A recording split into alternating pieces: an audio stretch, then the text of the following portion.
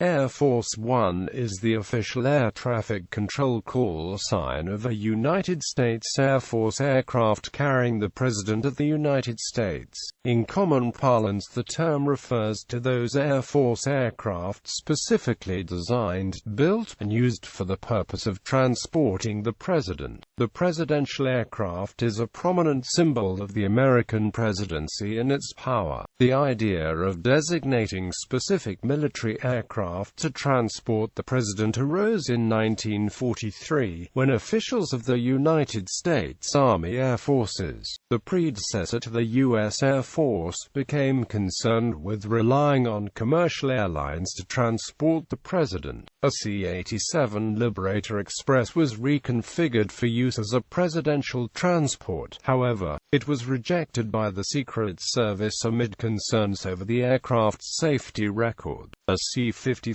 Skymaster was then converted for presidential use. This aircraft, dubbed the Sacred Cow, transported President Franklin D. Roosevelt to the Yalta Conference in February 1945, and was subsequently used for another 2 years by President Harry S. Truman. The Air Force One call sign was created after a 1953 incident during which a Lockheed Constellation named Columbine II carrying President Dwight D. Eisenhower entered the same airspace as a commercial airline flight using the same call sign. A number of aircraft types have been used as Air Force One since the creation of the presidential fleet, starting with 2 Lockheed Constellations in the late 1950s, Columbine II and Columbine III. It also has included 2 Boeing 707s introduced in the 1960s and 1970s, respectively. Since 1990, the presidential fleet has consisted of 2 Boeing VC-25s, which are specifically configured, highly customized Boeing 747-200B series aircraft. The Air Force plans to procure the Boeing 747-8 to be the next version of Air Force One. History. On the 11th of October 1910, Theodore Roosevelt became the first U.S. president to fly in an aircraft, an early Wright flyer from Kinloch Field near St. Louis,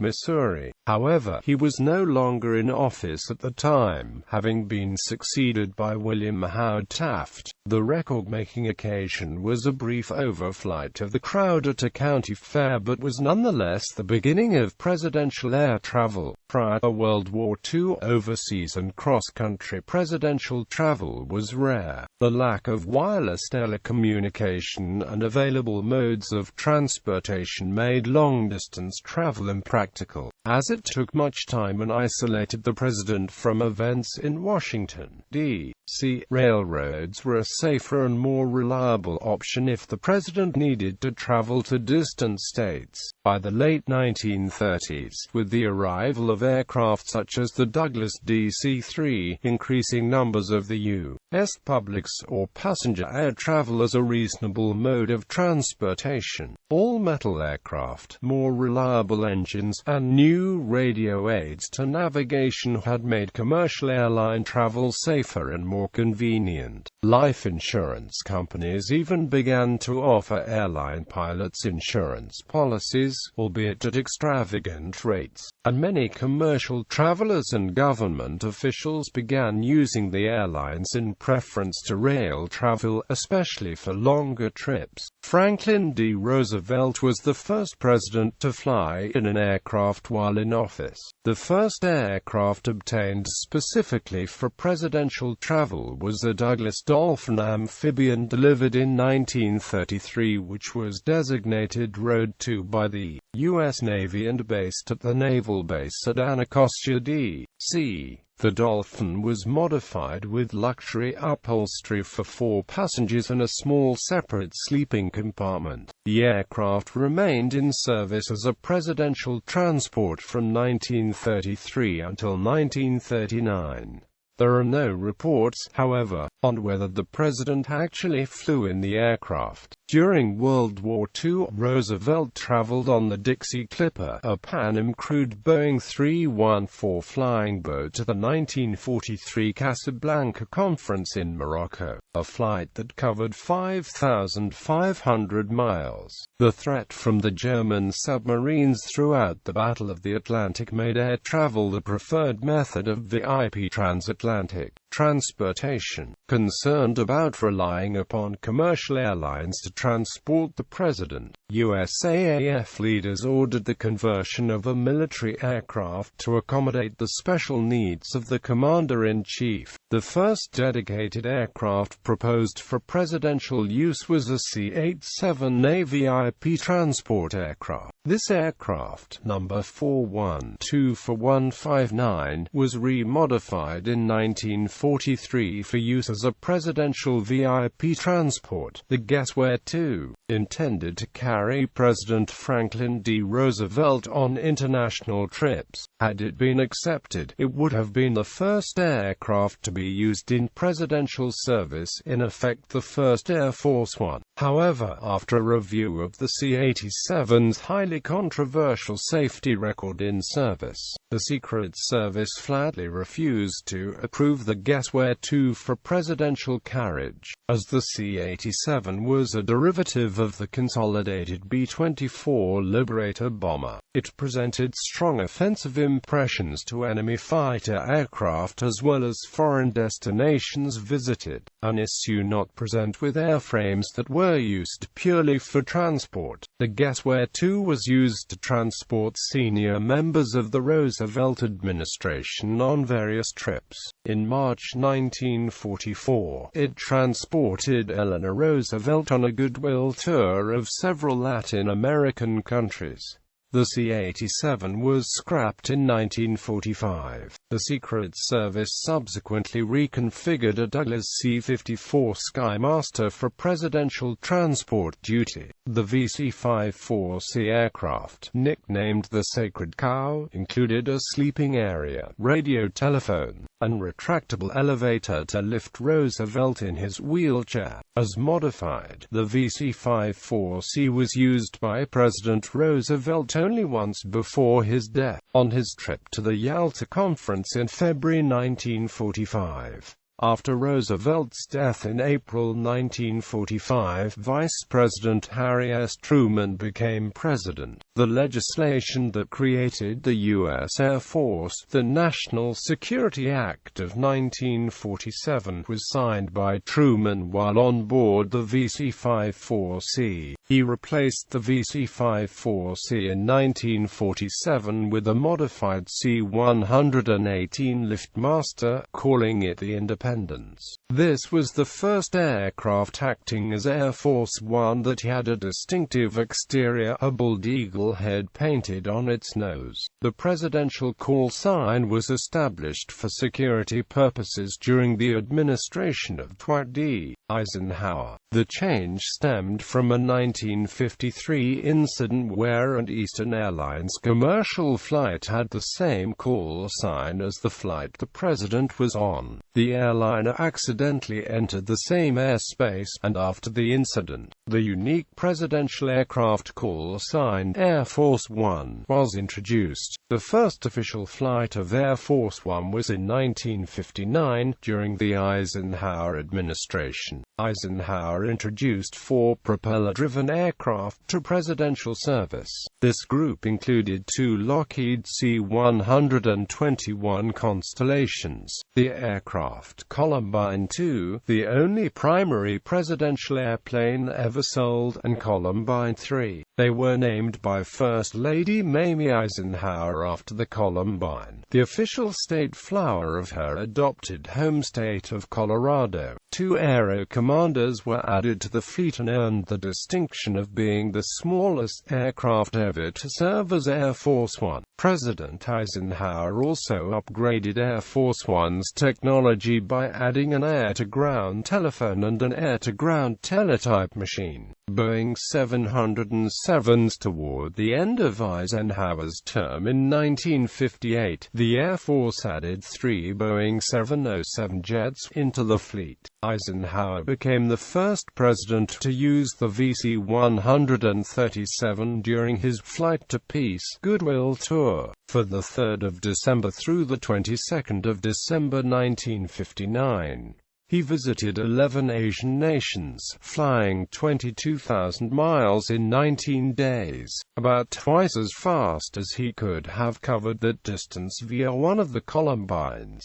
SAM 26000, official entry to jet age under John F. Kennedy. Presidential air travel officially entered the jet age. He had used the Eisenhower-era jets for trips to Canada, France, Austria, and the United Kingdom. However, in October 1962, the United States Air Force purchased a Boeing C-137 Stratoliner, a modified long-range 707 Special Air Mission 26000. The Air Force had designed a special presidential livery in red and metallic gold, with the nation's name in block letters. Kennedy felt the aircraft appeared too regal, and on advice from his wife, First Lady Jacqueline Kennedy, he contacted the French-born American industrial designer Raymond Loewy for help in designing a new livery and interiors for the VC-137 jet.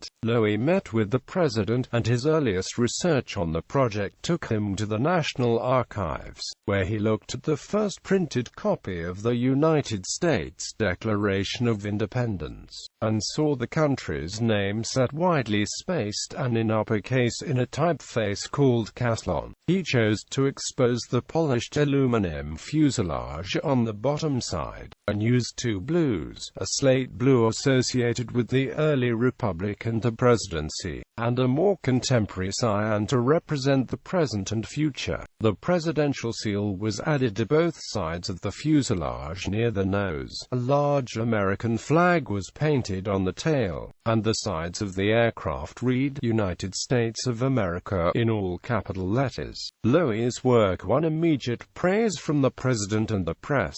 The VC-137 markings were adapted for the larger VC-25 when it entered service in 1990. SAM 26000 was in service from 1962 to 1998, serving Presidents Kennedy to Clinton. On the 22nd of November 1963, SAM 26000 carried President Kennedy to Dallas, Texas, where it served as the backdrop as the Kennedys greeted well-wishers at Dallas's Love Field. Later that afternoon, Kennedy was assassinated, and Vice President Lyndon Johnson assumed the office of president and took the oath of office aboard SAM 26000.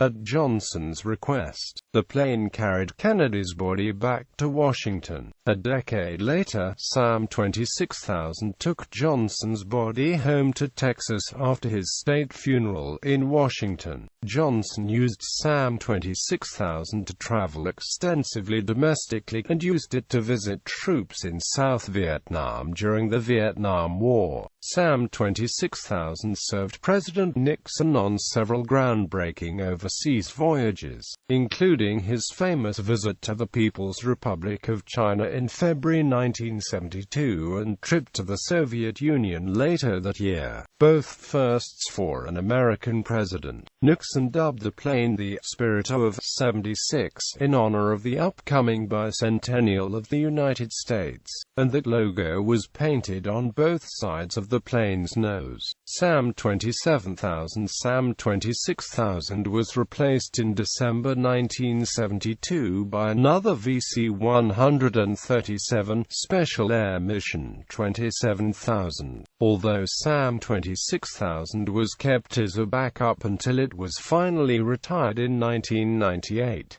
SAM 26000 is now on display at the National Museum of the United States Air Force at Wright-Patterson, AFB, Ohio. Richard Nixon was the first president to use SAM 27000. and the newer aircraft served every president until it was replaced by two VC-25 aircraft in 1990. After announcing his intention to resign the presidency, Nixon boarded SAM 27000 to travel to California. Colonel Ralph Albertazzi, then pilot of Air Force One, recounted that after Gerald Ford was sworn in as president, the plane had to be redesignated as SAM 27000, indicating no president was on board the aircraft. Over Jefferson City, Missouri, Albertazzi radioed Kansas City. "This was Air Force One. Will you change our call sign to SAM 27000? Back came the reply, "Roger, SAM 27000.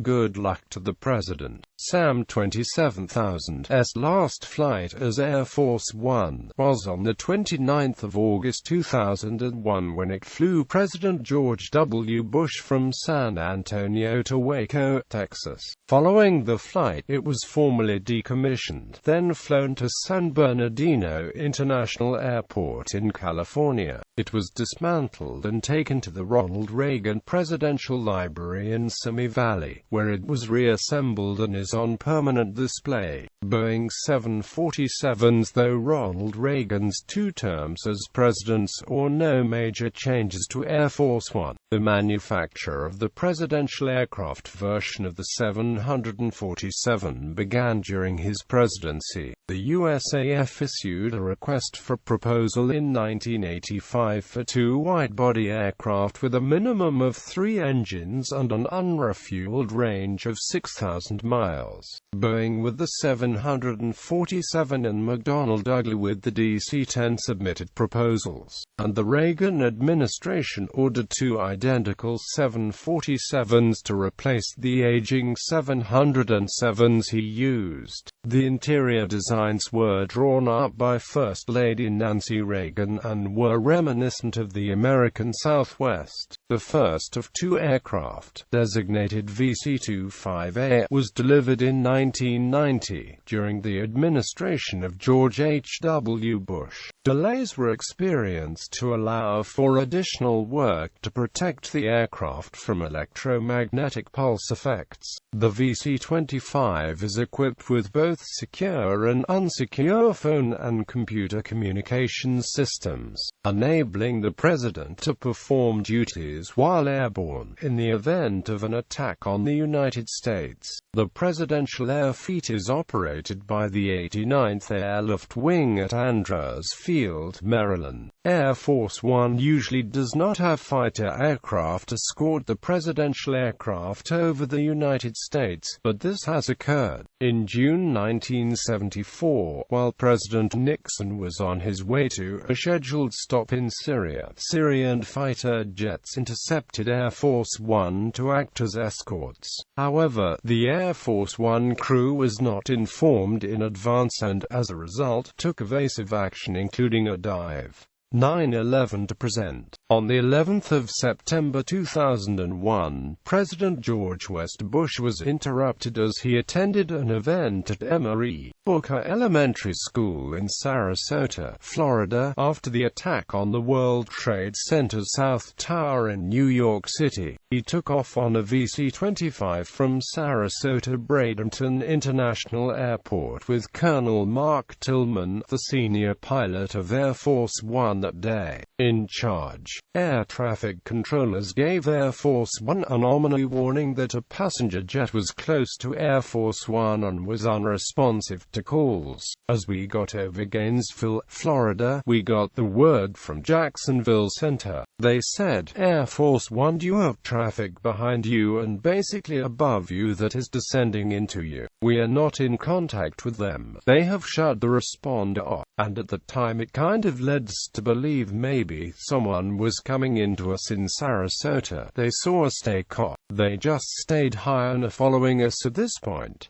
We had no idea what the capabilities of the terrorists were at that point. In response to this reported threat, Col. Tillman said he flew Air Force One over the Gulf of Mexico to test whether the other aircraft would follow. The other jet continued on its route, and Tillman said that it was later explained to him that an airliner had lost its transponder and that the pilots on board neglected to switch to another radio frequency. An aircraft transponder broadcasts an electronic identification signal. A threat came again when Tillman received a message warning of an imminent attack on Air Force One. We got word from the Vice President and the staff that Angel was next.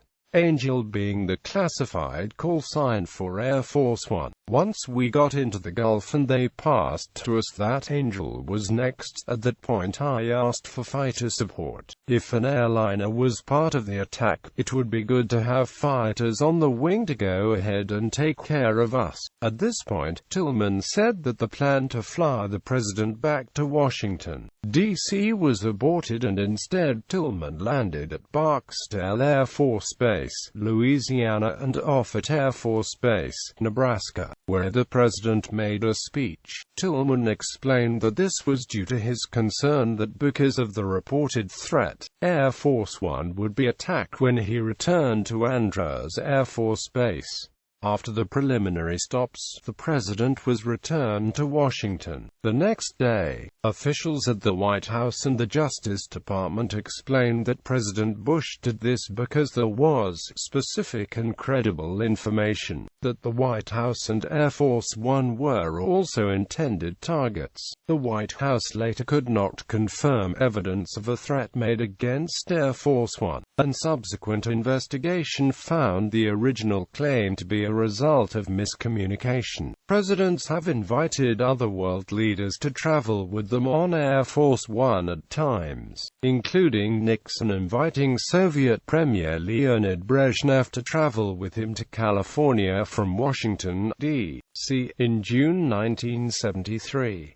In 1983, President Reagan and Queen Elizabeth II toured the U.S. West Coast aboard Air Force One. In March 2012, President Obama took the British Prime Minister David Cameron to a basketball game in Ohio aboard Air Force One. When President Bush came to the end of his second term in 2009, a VC-25 was used to transport him to Texas. For this purpose the aircraft call sign was Special Air Mission 28000, as the aircraft did not carry the current President of the United States. Similar arrangements were made for former Presidents Ronald Reagan and Bill Clinton. On the 27th of April 2009, a low-flying VC-25 circled New York City for a photo op and training exercise and caused a scare for many in New York. Fallout from the photo op incident led to the resignation of the director of the White House Military Office. Future replacement. The VC-25s are expected to be replaced as they have become less cost-effective to operate. The USAF Air Mobility Command has been charged with looking into possible replacements, including the new Boeing 747-8 and the Airbus A380. On the 7th of January 2009, the Air Force Materiel Command, as part of its Presidential Aircraft Recapitalization Program, posted a notice to survey and identify potential suppliers of the next generation of presidential airplane to begin service in 2017. By 28th of January 2009, the deadline for responding to the survey notice, the European Aeronautic Defence and Space Company announced that it would not participate in the program, leaving Boeing the sole possible provider, with either its Boeing 747-8 or Boeing 787 Dreamliner being proposed. On the 28th of January 2015, the Air Force announced that the Boeing 747-8 will serve as the next presidential aircraft. Other presidential aircraft During the Johnson administration, the United States Air Force acquired a Beechcraft King Air B-90 which was designated VC-6A. The aircraft was used to transport President Johnson between Bergstrom Air Force Base and his family ranch near Johnson City, Texas, and was used at least once to transport the president to Princeton, New Jersey. It was referred to as Lady Bird's airplane and later in its service life featured a basic color scheme similar to civilian aircraft. When the president was aboard, the aircraft used the call-signed Air Force One. United Airlines is the only commercial airline to have operated Executive One, the call sign given to a civilian flight on which the U.S. president is aboard. On the 26th of December 1973, President Richard Nixon and his family flew as commercial passengers from Washington Dulles to Los Angeles International Airport. His staff explained that this was done to conserve fuel by not having to fly the usual Boeing 707 Air Force aircraft. The president regularly flies in helicopters operated by the U.S. Marine Corps. In November 1999, President Bill Clinton flew from Ankara, Turkey, to Cengiztopol Naval Air Station outside Izmit, Turkey, aboard a Mark C-2OC using the callsign Air Force One, escorted by 3 F-16s. On the 8th of March 2000, President Clinton flew to Pakistan aboard an unmarked Gulfstream 3 while another aircraft with the callsign Air Force One flew on the same route a few minutes later. This diversion was reported by several U.S. press outlets. On the 1st of May 2003, President George West Bush flew in the co-pilot seat of a Sea Control Squadron 35 S-3B Viking from Naval Air Station North Island, California to the aircraft carrier US Abraham Lincoln off the California coast, where Bush delivered his mission accomplished speech. During the flight, the aircraft used the call sign of Navy One for the first time. This aircraft is now on display at the National Naval Aviation Museum at Naval Air Station Pensacola, Florida. In May 2009, President Barack Obama took the First Lady on a date to New York City in a Gulfstream C-37B. On the 16th of July 2010, the first family flew to Maine for vacation in a USAF Gulfstream 3. When required by circumstances, the president makes domestic flights using a Boeing C-32, sometimes to allow access to smaller airports that cannot support the larger VC-25. Air Force One aircraft on display. Several presidential aircraft that have formerly served as Air Force One are on display in the presidential hangar of the National Museum of the United States Air Force and at the Museum of Flight in Seattle, Washington. The Boeing VC-137C that served as Air Force One from the Nixon years through the George H.W. Bush administration is on display in Simi Valley, California at the Ronald Reagan Presidential Library. The library's Air Force One pavilion was opened to the public on the 24th of October 2005. A VC-118A liftmaster used by John F. Kennedy is on display at the Pima Air and Space Museum adjacent to Davis Monthan AFB in Tucson, Arizona. A Lockheed Jetstar which was used by Lyndon Johnson during his presidency is on display at the LBJ Ranch in Stonewall, Texas. The ranch had a runway, but was too small to accommodate a large plane such as a Boeing 707. President Johnson would take the larger Air Force One to Bergstrom AFB in Austin, where he would transfer to the smaller Jetstar for the short flight to the ranch.